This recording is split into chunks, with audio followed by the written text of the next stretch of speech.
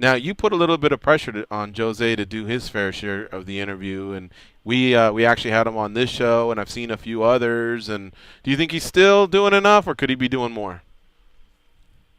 I mean, I always think he could be doing more. I mean, I don't think he does a ton, but that's good, man. It's good that he's finally out there trying to sell the fight and press it. You know, it's like just feel like I've been carrying this whole thing, so it's good to finally hear he's doing something. Does that have to do with the fact that you feel like the burden's on you? It's taxing. You're the one that's being taken away from training and all the other stuff that that you need to do physically to prepare for your fight, or is it more of a financial thing where if you sell more, then you guys will cash bigger checks?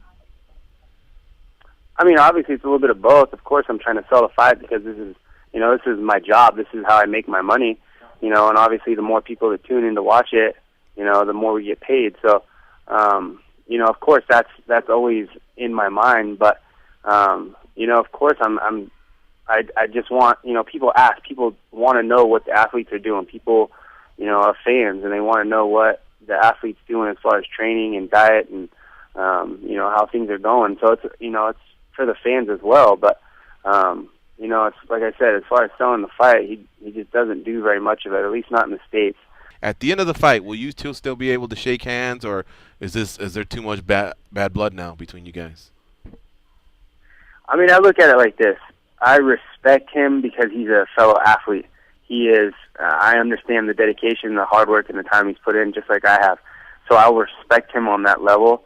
But as far as, a person, this is a personal fight. So, at the end of the day, I could shake his hand, but it still doesn't mean that, I'm friends with him or I'm buddies with him. Chad, I have to imagine that if I'm Jose Aldo, to prepare for you is probably a nightmare because you have so many tools in your tool belt and you bring so many different styles of attack. Jose Aldo is good at the striking department, but doesn't really bring too much in the wrestling department. And we have seen a little bit of his jiu-jitsu, but I have to believe that you'd be ready for something like that. Could you almost say that some of your other opponents have been harder to prepare for, even though Jose's probably one of the best fighters you've ever fought?